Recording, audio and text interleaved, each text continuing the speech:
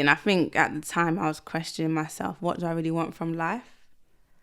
I was thinking, do I really want to live my life working full time, having this business, or even if I was just having the business, do I really want to spend my life doing CVs all the time and being overworked? And the answer was no.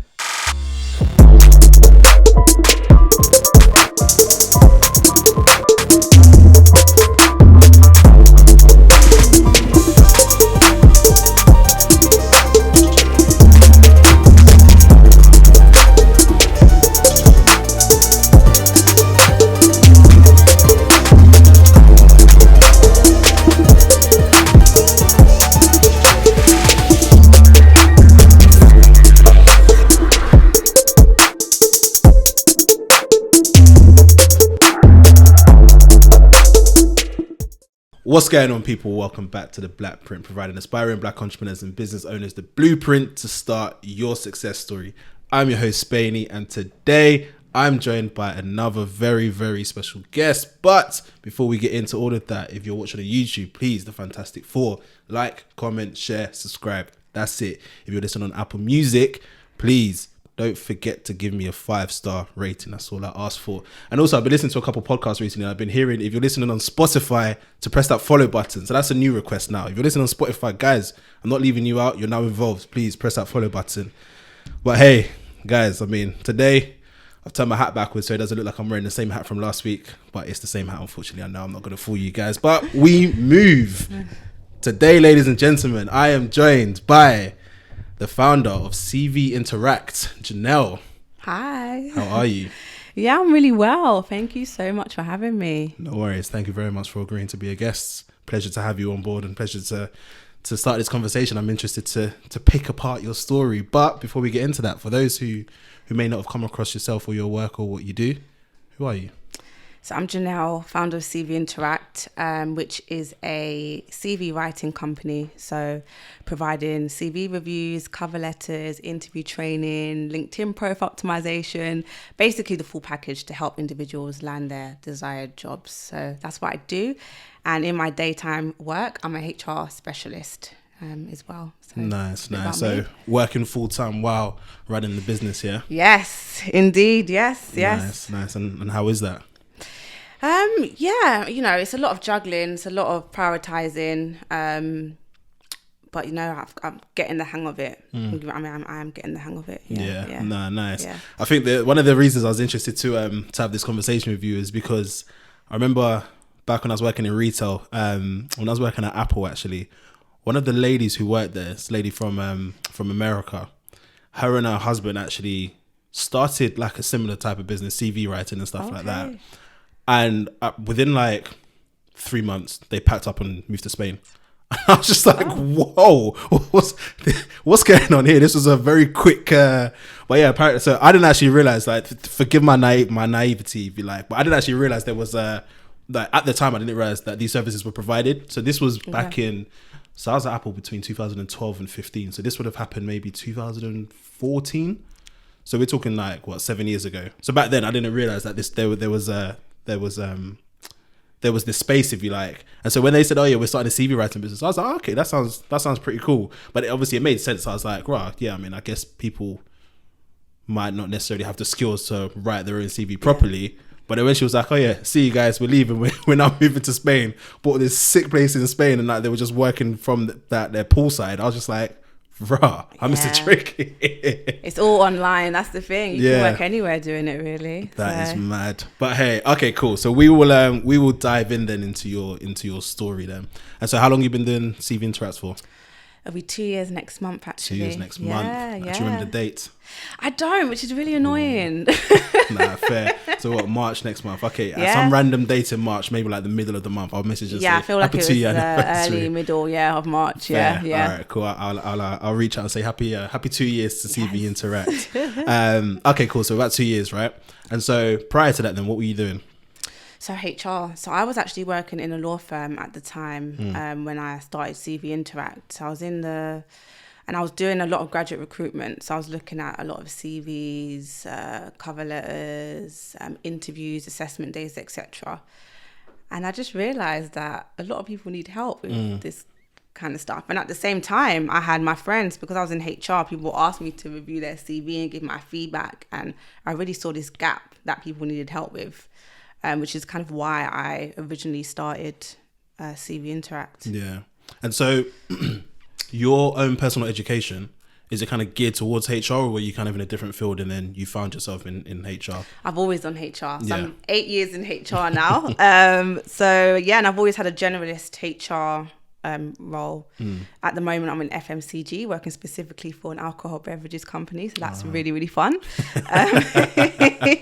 And for the last 2 years, I've also been doing a lot of diversity and inclusion as well, which is actually my ultimate passion. Yeah. So yeah. Nah, nice. And so did you always see yourself starting your own business in this, or again, was it kind of through your friends, seeing that your friends were coming to you for help, and also seeing kind of the caliber of CVs that were coming through your desk when you were working in that space?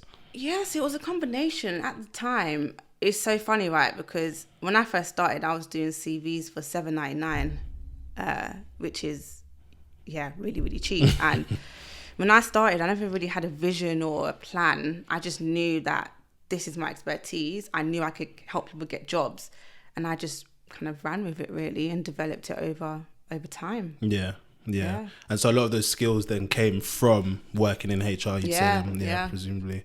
And it's funny that you mentioned that you were part of kind of graduate recruitment, because having joined a graduate scheme, let me ask you something, and apologies if you're just the kind of the person to brunt the not frustration, but you'll get my point in a second. Do they sit down and have a conversation and say, we're going to deliberately make these graduate recruitment processes as long, put as many hoops and hurdles as possible, just to see who survives, survival of the fittest almost? Because I don't understand why it's necessary for me to do, for like my previous role where I joined on the graduate program there. What did I have to do? I had to do online application. I had to do, which included, I think, CV and answering questions. Yeah. Then I had to have a telephone interview. Then I had to do, no, I lied, online application. Then if they liked my application, I had to do 3 online tests. Then if I pass those, I then get a telephone interview. If I pass that, I then go to an assessment center, in which obviously you do group activities, and then have to retake the test that I did previously just to prove it was me. And then if I finally pass that, then I'll have a partner interview. Like, why is that necessary? Do you know what? It is really long. And I think, well, in law, that's quite normal for a training contract. You have to go through an assessment center. And I think, our one was not that bad compared to other law firms, like Magic Circle law firms, because I was in a smaller, quite chilled out law firm. And this is the thing, it's about finding the best person. And the more tests you have, the more, it is long. The more you can differentiate, isn't it? Yeah. Nah, but hey, fair enough. Okay, cool. So you've been in kind of the HR space for 8 years. So talk to me a little bit about that experience then. So when you started, what was your first kind of role in HR? My first role was a HR internship, actually, working for a relocations company.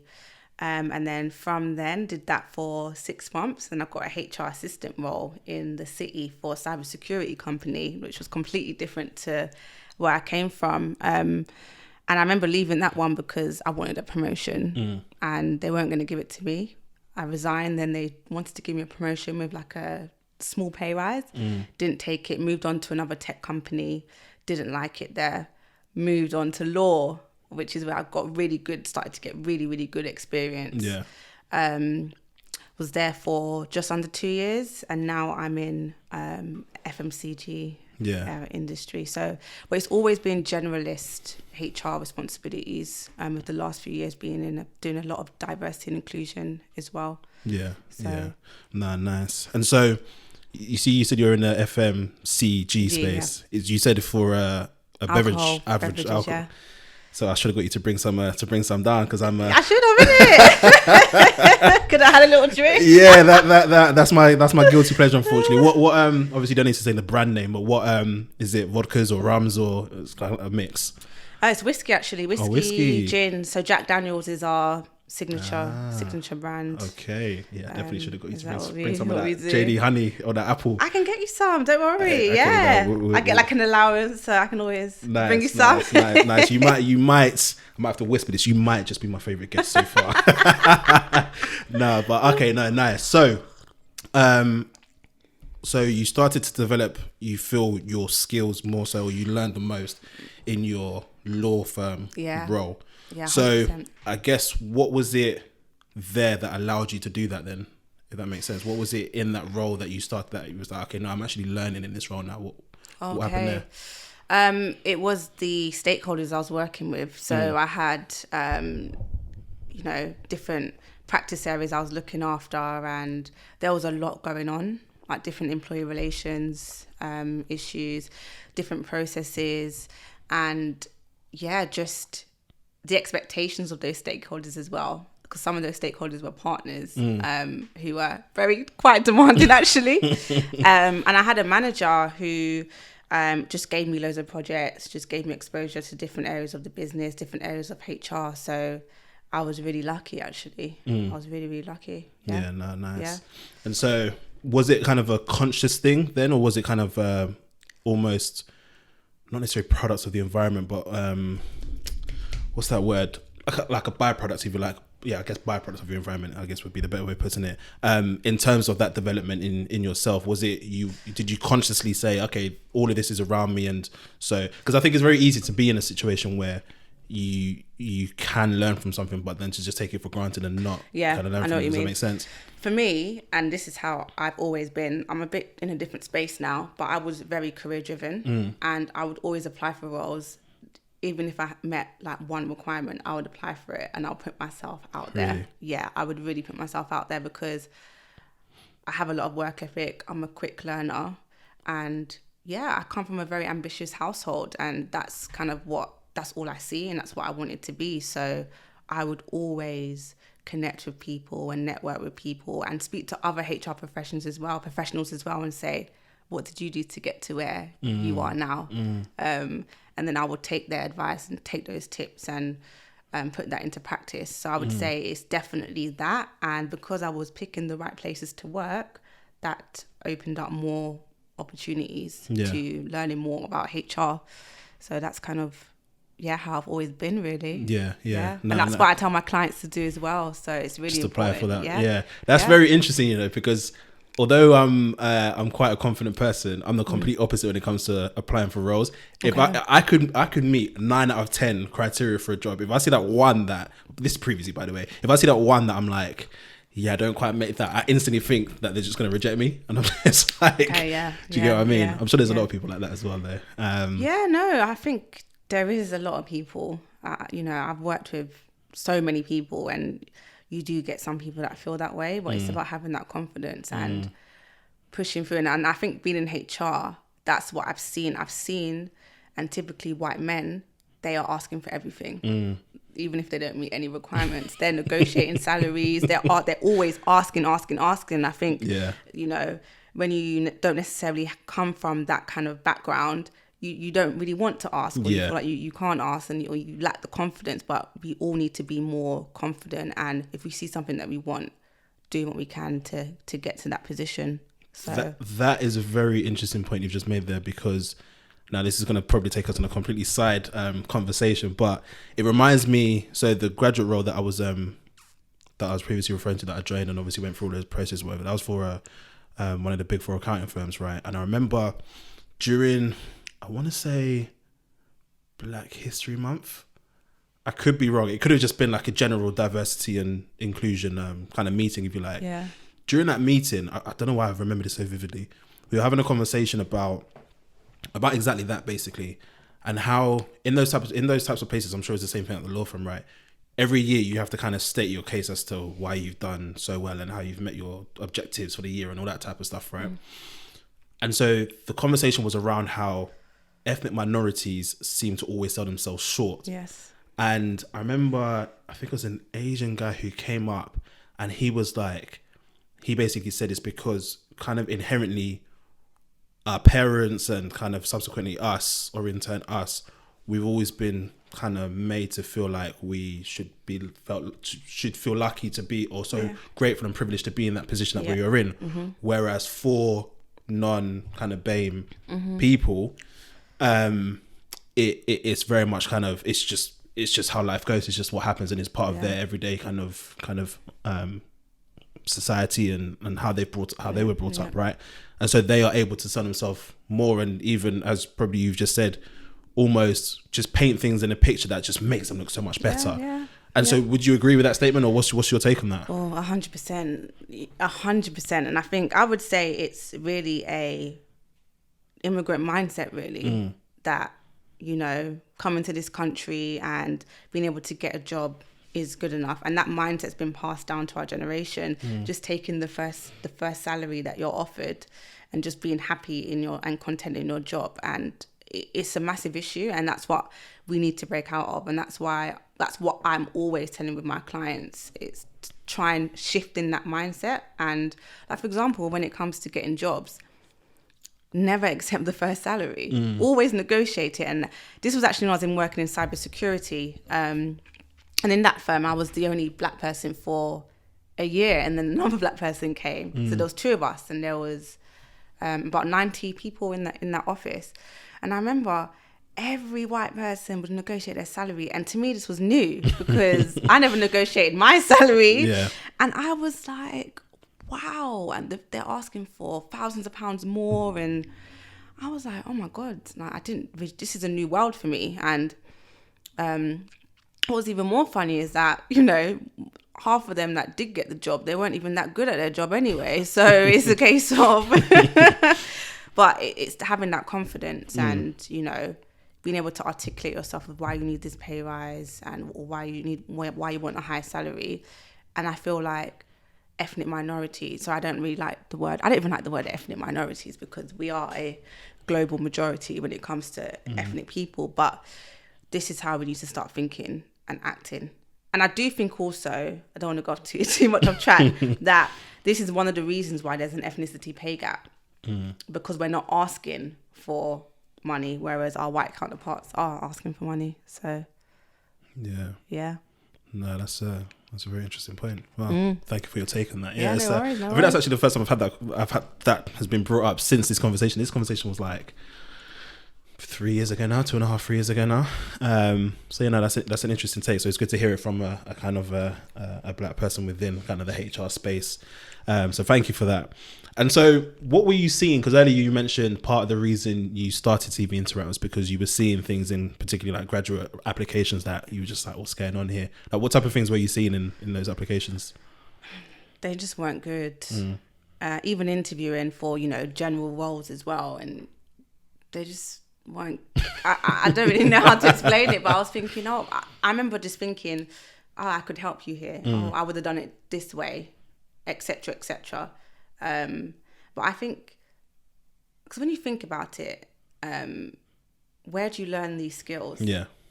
And for those that go to uni, you usually learn it then, but it's very basic and very average. So where else are you going to learn this kind of stuff? Yeah. But yeah, I think that was it was quite shocking as well, actually. Yeah. It's actually a very good point, because even I'm thinking, not to blow my own trumpet here, but I've genuinely got on very well when it comes to interviews over my life, because I've been working since I was 16. And I think I've got the job more times than a lot more times than I haven't when it comes to interviewing. And I do often think back to like one of the first jobs, my first ever job, which was John Lewis at 16 years old. I remember going to the assessment centre, and I'm there with middle-aged people, people from early 20s up to literally anything. Do you get what I mean? And I remember going to this assessment centre. It was my first ever assessment centre. And I remember leaving feeling very confident. Just like, that's good. I'll be surprised if I didn't get this job. Yeah. Do you get what I mean? But then I do often think back and think to myself, like, how? Because as you said, I was never taught how to interview. I was never taught interview etiquette or anything like that. Even particularly like interview, let alone assessment centres or assessment days. Do you get what I mean? And I always just bring it down to, for me personally, I always just boil it down to kind of just, I kind of alluded to it earlier, just natural confidence, if you like. Like, I've always been like a social person. In school, I was always social. Do you get what I mean? Outside of school, I was always social. Do you get what I mean? So I've always had a lot of interaction with a lot of different people. Yeah. And so I think that helped me. But then I guess I think to myself, like, how will other people cope? Because, for example, my little brother wasn't the same as me. He wasn't as social as I was or whatever. So I think to myself, how would he have gone through something like that? Yeah. Do you get what I mean? Yeah. And again, going back to kind of like my experience in the Big Four is like a lot of the conversations that were had there was often the quiet people get forgotten about because they won't necessarily big themselves up as much as other people when it comes to yearly appraisals and stuff like that, or even in interviews, they might not. Do you get what I mean? Yeah. So that's a very strange one. Again, completely off topic, but I guess this is where your services come into play, isn't it? Where you can help people with this type of stuff. So it's a very nice, 100%. very nice part for us to dive into the services that you offer. Then, for the people listening, thinking, oh yeah, I could probably do. What do you offer? How can you help people? Oh, so everything needed to secure a role. So CV reviews, cover letters, interview training, and LinkedIn profile optimization, and also general career advice as well. So that's the full package that I'm offering as part of CV Interact. Nice. So somebody listening who might not necessarily feel too confident about the next interview or something like that, then you might be able to. That reminds me, on the Clubhouse, my friend was. Did he ever get in touch with you? I actually followed up with him and he said he was going to contact me, but he never. So I wonder how his interview went actually. I did find out, but I can't remember. But I'll get onto him for that. Don't worry. I'll get onto him for that. But okay, cool. So that was sorry, we got completely sidetracked there. We were talking about your experience at the law firm and what you saw in CVs that you didn't like, etc. And so would you say was that when you first started? Because you earlier on when I asked how you started, if you like, you kind of mentioned seeing things you didn't like, and then also friends kind of coming to you for help and stuff. So in that period, was that when you were first like, okay, yeah, I'm gonna start thinking about a business? Or basically, yeah. So what I did was I said, let me start an Instagram page. That was the first thing that I did, and start putting content on there. And I already had friends that wanted CVs done. At the time, I was doing it for $7.99. So I started doing those. Then I got my website done, which was really helpful because that was a reference to what I do. And I got people to start writing their reviews on me. And then, that's just how I started. I didn't register the business until last year, May. So I was going a year just doing it. Yeah. And then I just realized, this actually has potential. Let me register it. Started speaking at events and things like that, and just progressed that way really. Yeah. And I know. And sorry, at what point? Because forgive me if I've got the timelines wrong here. But was this still when you were at the law firm then? Or had you left to come to your current place now? So I left the law firm that October. Yeah. So I was only doing it, and that was partly why I left as well, because I didn't actually tell them what I was doing. And I just wanted kind of like a fresh start, and I wanted to, let my new employer know what I was doing and kind of, do it that way. Because I wasn't really expecting to, I never really had plans to leave or grow it or anything like that. It was really just happening all at once. So nah, fair enough. And that's actually another good point, because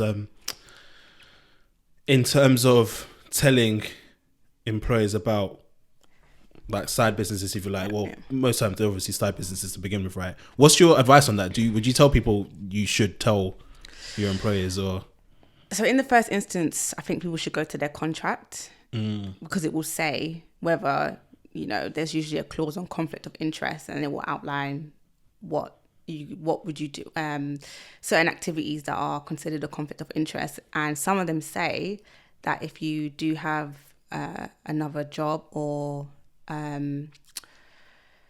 a business, then you need to consult with HR before you proceed, basically. So in my current organisation, I don't have that in my contract, but also I think there's two parts. There's the contractual bit, and there's also how your colleagues and managers and directors will perceive you as well. And if you're comfortable with proceeding, if there's no clause in your contract and you're comfortable with your company knowing, that's fine.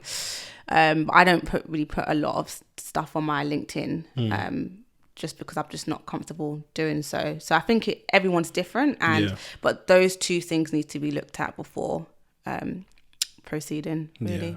Yeah. Okay. No, cool. Yeah. That's good to know. When it came to actually starting then, because obviously you've been working in the space for, I guess, 6 years by this point. 6 years, 6 years at this point. You've been working in the space for 6 years. Yeah. And obviously you've decided that you're going to take the skills that you've learned and you're going to run off and do your own thing. Well, not run off, but you're going to do your own thing on the side to kind of see how that goes, right? How are you feeling in that moment when you were deciding to actually start? And so when you made the Instagram, for example, how did you feel when you made the Instagram?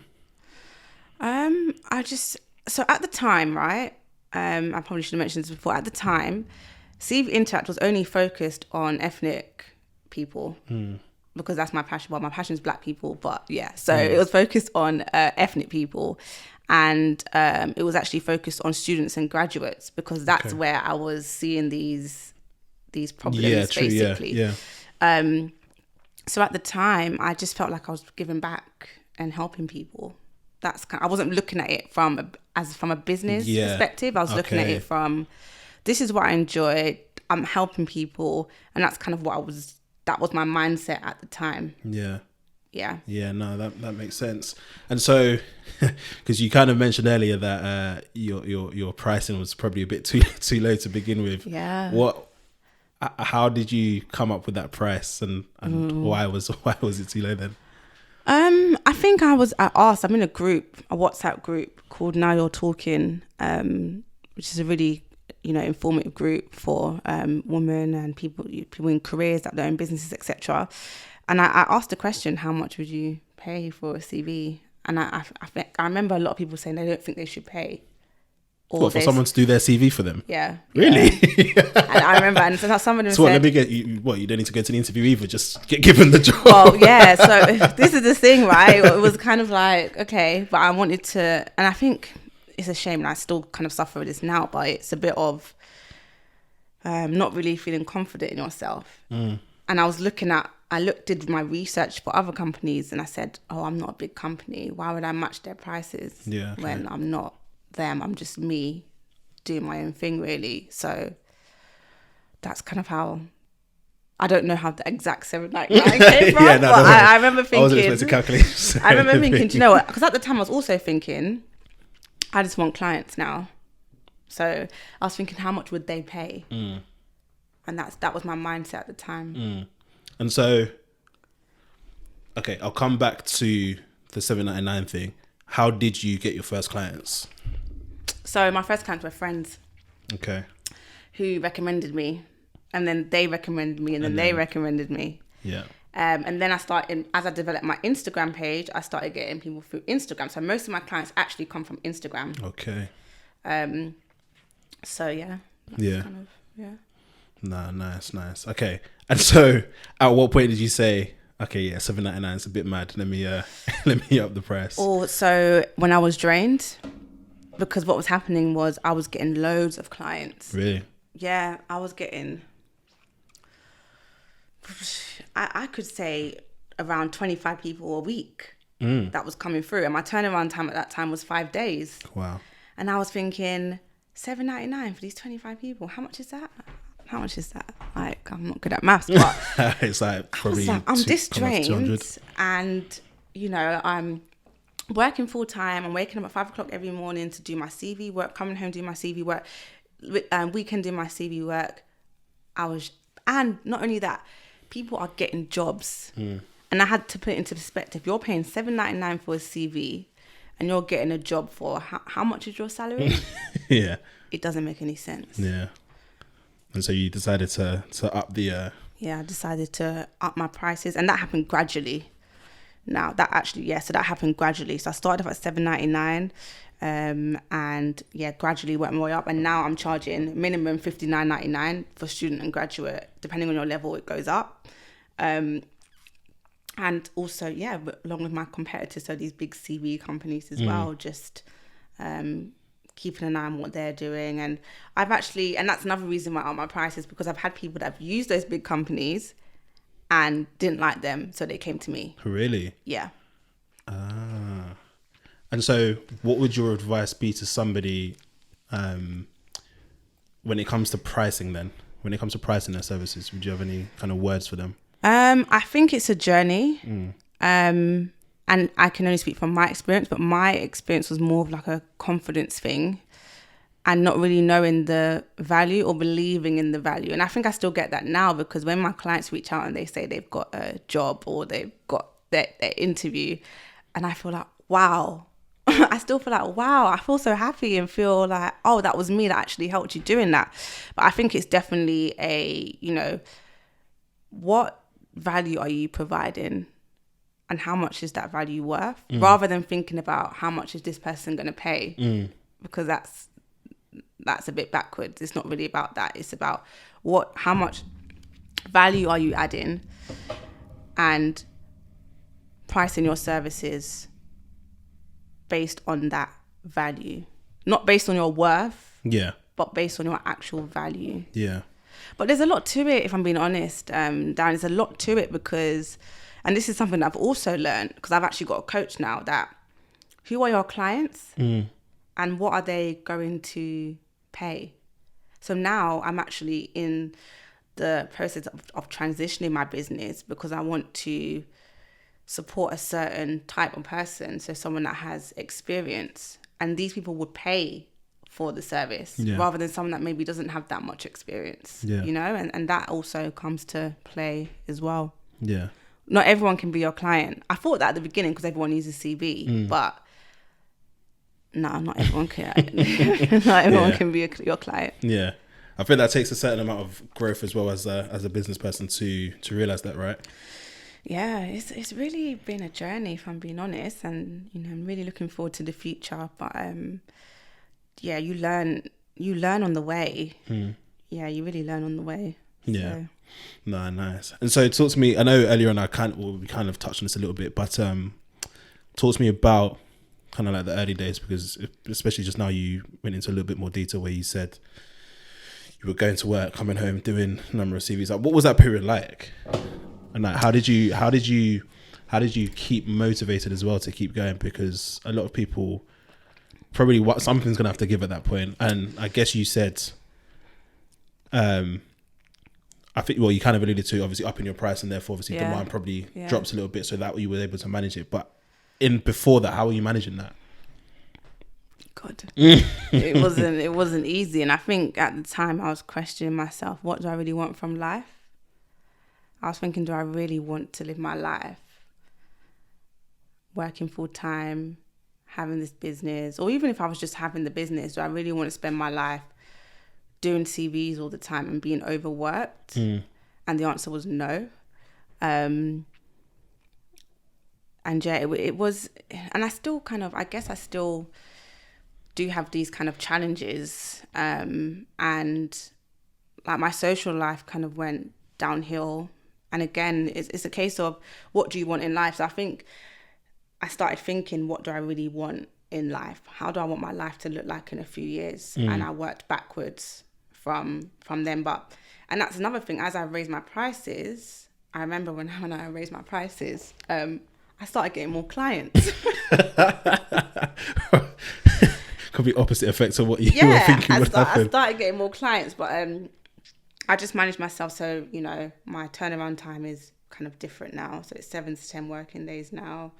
I kind of made my process a lot more, I wouldn't say rigid, but there's an actual process. So I have to talk to you and go through a certain process before I actually start the work, and just make it more, rather than working a bit scatty. Because I think, well, in my personal life, I can be a bit scatty, but trying to work with a lot more structure, that helped. So, Yeah, no, nice. And again, you kind of alluded to it earlier, but the feeling of when you do help somebody with their CV and then they tell you they've got an interview, they got the job, for example, must feel very, very, very satisfying from your end. Yeah, it feels satisfying, but I'm like, oh my God, that was me.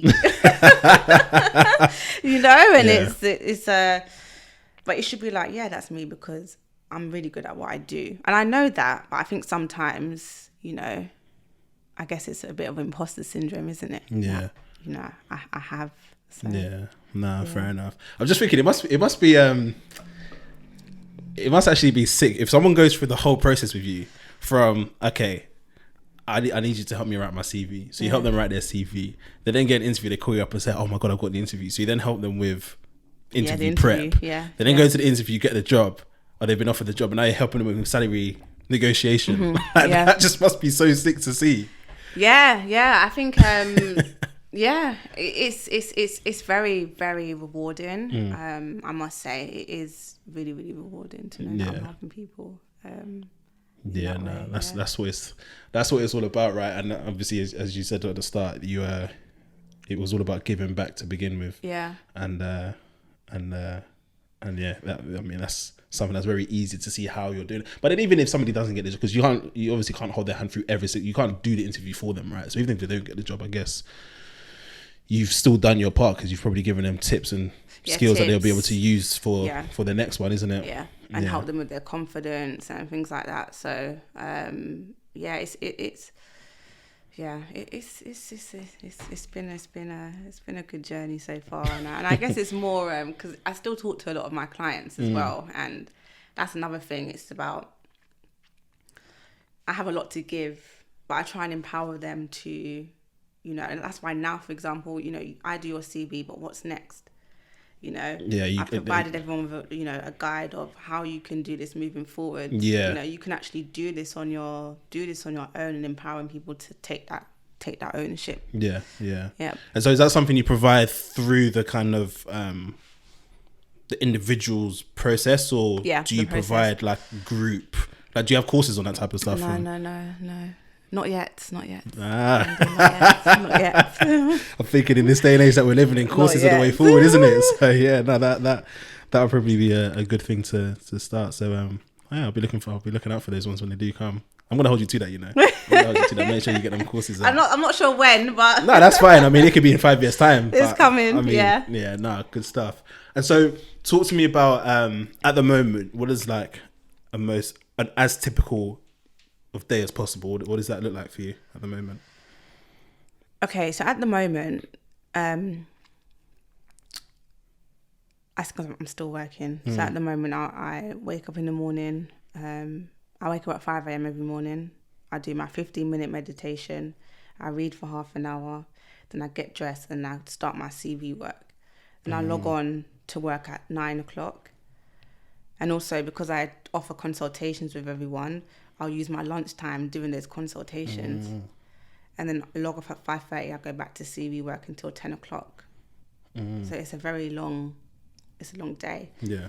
And on top of that, and I guess that's kind of come with doing my CV work. I also contract my CV services to another company as well. So I get work from them.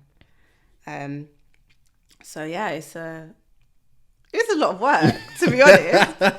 It is a lot of work. Makes me even more grateful that you've taken the time to come through today. Well, yeah, and I said to myself, I've said to myself that, every other Saturday I'm going to be off and just not do any work, and Oh, so I'll call you on a good Saturday then. Yeah, you call me on a good Saturday.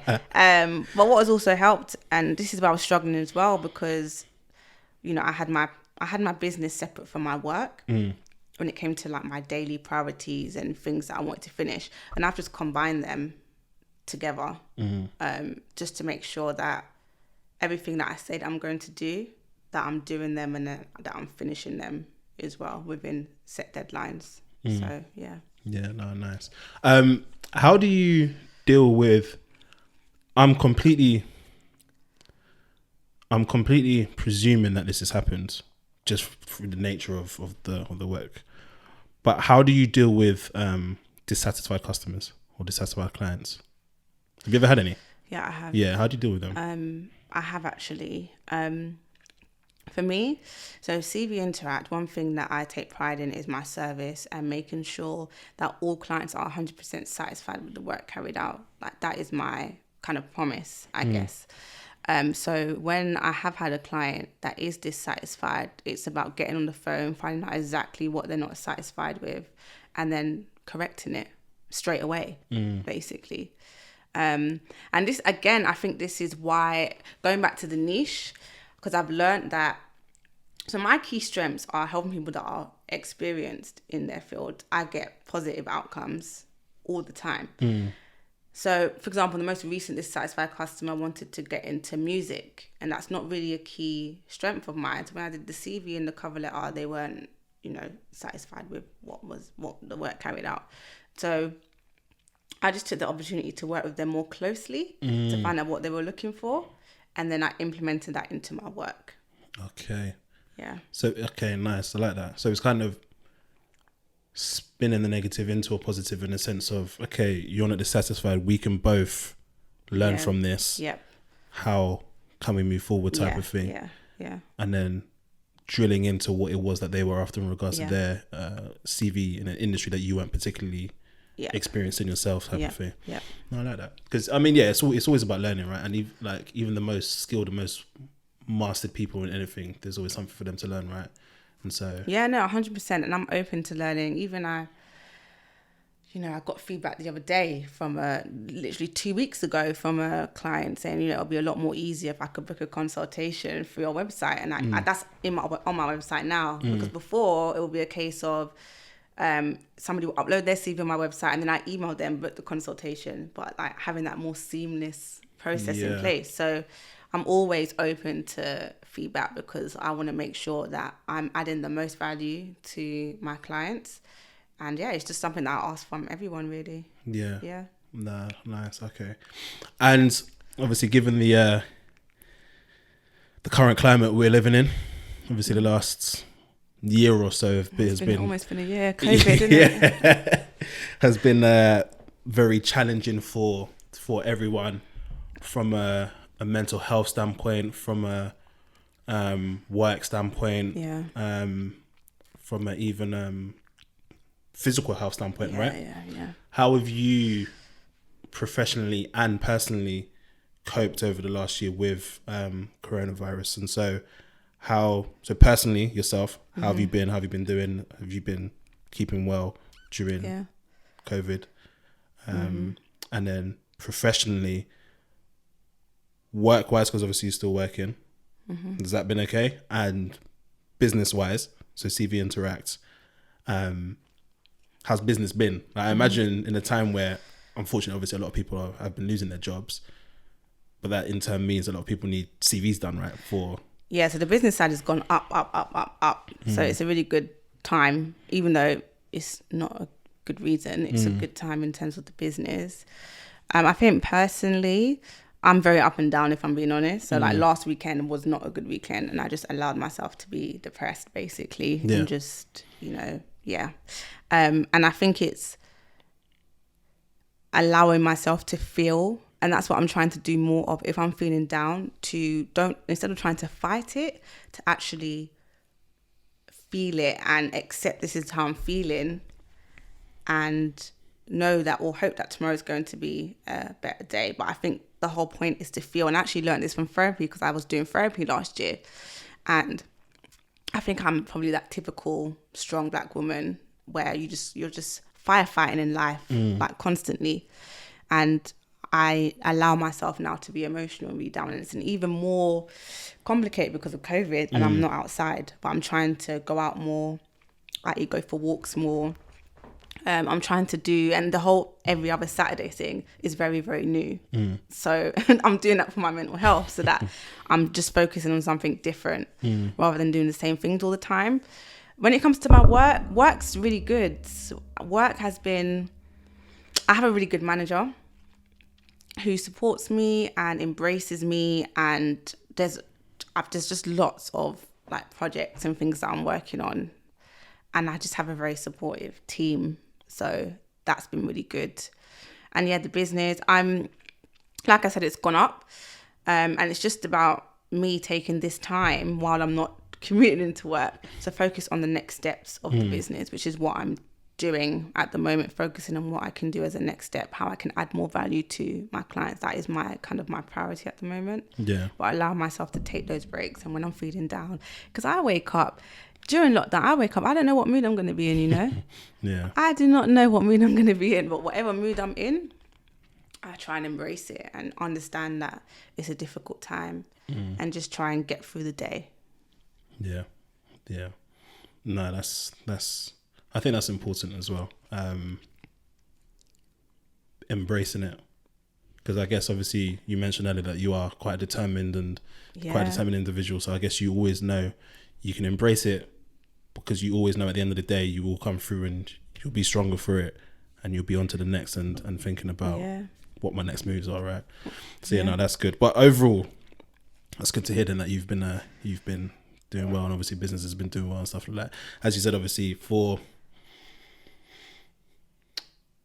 don't want to say not the greatest of reasons, but obviously coronavirus and the pandemic and current climate and stuff like that. But I guess it's weird though, isn't it? Because during this time, there really have been some winners and losers, boy. There really have been some winners and losers, but there's been winners and losers. But I think one thing that I've learned about COVID, and I've actually learned this from my full-time job as business people, and that's the thing, I feel like a lot of my mindset when it comes to my business, I actually learn through work, because I work for a very innovative company, agile company. But one thing I've learned is you have to be agile. You have to know how to pivot. You cannot blame things on your current climate. Whatever climate you're in, you need to pivot the business.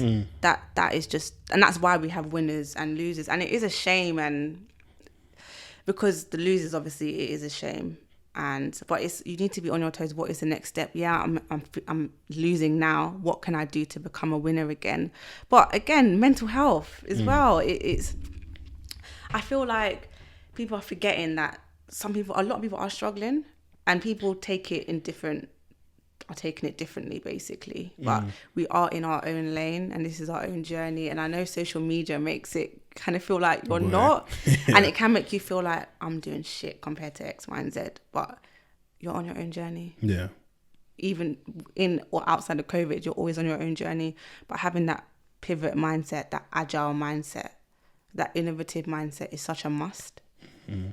Yeah. Yeah, no, definitely. Well, thank you for sharing that. So off air, we were briefly, and actually previously we were discussing books. I know you joined my accountability corner on Clubhouse, which I really need to do again because I got a lot of good feedback from that.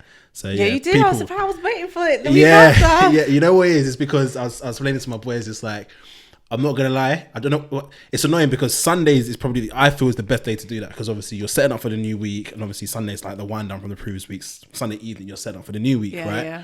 But Sundays is just my worst days. Worst days possible. Yeah. You know what I mean? And then it was a case of me trying to think about how I can structure it long term into my Sundays, because at the moment, without the current environment, I play football on Sunday morning. I come home, I'm usually shattered, and then obviously I have another podcast, a football podcast that I record on a Sunday evening, right? So generally speaking, depending on what I was doing on Saturday, I will have to watch the games on Sunday so that I can at least have something to say on the podcast. Yeah, right? Yeah. And so I've been trying to think about how I can long term structure that into my Sundays, whether it's weekly, bi-weekly, or monthly type of thing, right? But don't worry, people, that is coming back. Accountability corner will be back. Where was I going with this? I was going to say, in there I asked for book recommendations, and obviously you mentioned one, Unscripted, which I actually did start. Very good book. So yeah, people check that out if you haven't read that one yet. Very long book though, but it's good so far. Like I said, I've got about 25% of the way through, but I'm gonna start it again and properly take it in. Yeah. But outside of that, then, have you got any other kind of like your top 3 books, if you like, that you've read recently or whenever? In regards to business or any type of book, anything? Yeah. Do you know what? I read a lot of books on Black history, if I'm being honest. Those are the majority of the types of books I read. So I'm reading the legacy of Eric Williams, which is really empowering for me. He's the first Prime Minister of Trinidad, and as a Trini as well, just understanding the history through fighting colonialism and fighting for liberation. So that's a key book. Think Like a Monk. I really like that book. One thing I'm actually working on is my mindset. And I'm absolutely inspired by the Buddhist way of life. And Think Like a Monk was that starting point for me. And I've taken a lot of kind of tips that's helped me with my day-to-day, such as meditation, such as detachment as well. Sometimes we can get really attached to things and healthy detachment, not Yeah. toxic detachment. I would say, I think those two, and unscripted, even though I haven't finished the book, I love that book so far because it's about the alternative in life. And I think it's so important to open your eyes to an alternative way of living. And yeah, I'm really enjoying that one. So yeah. Yeah. Nah, nice. Well, thank you very much. I'm gonna Think Like a Monk. I think sounds something like my street as well. I like the sound of that, so I might check that one out as well. Yeah, no, definitely. Oh, definitely. you've dug yourself into a sticky situation now because I want to come to you for tons of books now. Yeah, I'm all, like I said, I read 30 minutes every day. I'm always reading a book. All the time, always reading a book. So I think it's important to keep yourself educated, and one way you do that is through reading and building on your knowledge. So that helps with wisdom, doesn't it? Yeah. So No, I'm always reading. No, facts. I just remember a question I was meant to ask you earlier. In terms of social media, obviously you mentioned that that's how you get a lot of your clients now, for example. Yeah. But in terms of like, you know, because obviously I've seen your profile, and there's a lot of tips that come through and a few gems in there, like the free gems that you can give to people if you like. How do you stay creative in that sense? Does that make sense? Yeah, no, I'm not that creative if I'm being honest. I don't. I think how I come up with my content, like I have like a social media planner where I'm actually planning the content, and there's always a call to action, the purpose of that content that I try to come up with. But in terms of creativity, I use Canva for my work, but I'm not that creative. That's not a skill of mine. I'm not saying that I can't in future be creative, but I just think of, what does this actually mean? How is this going to add value to the person? And usually I'm quite erratic as well. So usually something might happen. I'm thinking, oh, that would be great to put on Instagram at work. And that's the thing, because I'm in HR, especially when it comes to, you know, career progression and career navigation, I'm seeing what people are doing. I'm seeing the results. So I can talk about it and say, like, I've actually seen this. So that's kind of my mindset behind my content. I hope that answers the question. Yeah, no. That's a good answer.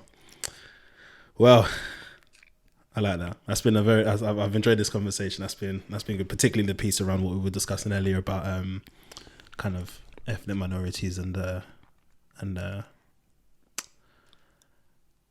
words have escaped me. Ethnic minorities and selling themselves basically. Oh in the yeah. workspace. Yeah. I particularly enjoyed that part. So I'm gonna ask you two questions that I always ask every guest that comes onto the Blackprint. What advice would you give to? I know I kind of asked earlier in regards to advice, but that was specific. This one. So what general advice would you give to an aspiring entrepreneur? I would advise to. How do I say this in? I think you need to really have your why. And I think your business needs to be actually solving a problem. I know everyone says that, but really think about, what problem are you solving, and tap into your resources. I would honestly say I think everyone needs to get a coach. Okay. And that depends on, you can choose. I found my coach on Instagram. You can get a coach depending on what issue you are having. But I think coaches that already have insights into running a business, how to be successful in a business, they can provide a lot of valuable information. Rather than trying to do it on your own, get some guidance that can help you with that. And I would say consistency, because to start a business, and I think I've been quite lucky, if I'm being honest, just because I started off with friends who got recommendations, etc. But I also have a lot of friends that have their own businesses, and you're not always going to get results straight away, and that's okay. But it's about being dedicated to continuously improving yourself and having that resilience. And I think that's why I'm lucky, because I have a lot of resilience. So if something doesn't work out, and being agile as well, what can I do next? What can I do better? Always being on your toes, but having that continuous improvement mindset. This is where I am now, but that's not where I'm necessarily going to be in a few months. I think that mindset is critical to the business. When you fall, you need to pick yourself back up. Maybe not straight away, because you need to grieve, you need to feel it. But being a problem solver, this went wrong, I felt this way, what can I do differently? And that's kind of how I navigate in life in general. No, nice. I like that. And what does success mean to you? I think it's very subjective. And I think we've been told that success is about wealth, money, having a good job, having your business. And that's another thing. When I started getting drained from my business, I was like, this is not how I want to live my life. To me, this is not this is not really success. For me personally, like I said, it's subjective. I'm still working it out. One thing that I know that I want more freedom, more free time to spend with my friends and family, my friends and family. So my kind of mindset and vision has changed. I would not say that I'm that career-driven person I was when I started my career, because having more responsibility at work usually means less time. And that's not really for me. I'm trying to have a more sustainable business model where I'm not so drained, and that's something that's a work in progress. But for me, I want that free time. For me, success is when you're on your deathbed, what are you going to be thinking about? What are you going to be thinking about? You're not going to be thinking about work. You're not going to be thinking about your house, your mortgage. What are you really? You're going to be thinking about your experiences with your friends and family members. And that's what I'm trying to do more of. Think of, how can I have a successful business? How can I work? Because the things I really do like my job. How can I do everything and still make sure I'm having time for my friends and family? But knowing that short term is going to be working hard. But what is that end result? But again, this could change. And the Unscripted, the book that I was telling you about, is helping me think, is this really what I want? Is this really what success means to me? So that's what I would say. Wow. That was a powerful answer. I like that. Thank you very much. Well, that was an insightful conversation. As I said, I've enjoyed this one a lot. But before we wrap up, I've got two questions. Well, one final question. I know I said two before. One final question, one request. The final question is, what's next? What's next for Jenelle? What's next for work? What's next for CV Interact? So what's next for CV Interact is I'm actually working on providing two services. At the moment, I sell single services and some packages, but I've realized that only it fixes one end of the puzzle, because some people might just get a CV review only, or some people might just get an interview service. But I'm trying to come up with a more holistic package. So the first service will be kind of everything you need to do pre-job, and that's going to be one package. So I'm giving you all the tools you need in one package, rather than you picking one then coming back, that kind of thing. And then the second service is how to navigate your career in the workplace, which is something that I'm working on. I'm working on a framework for that. And I'm planning to work more on my niche, which is still in progress, but it's going to be focused on experienced professionals. That want to get to the next level, because that's where I've had the best results.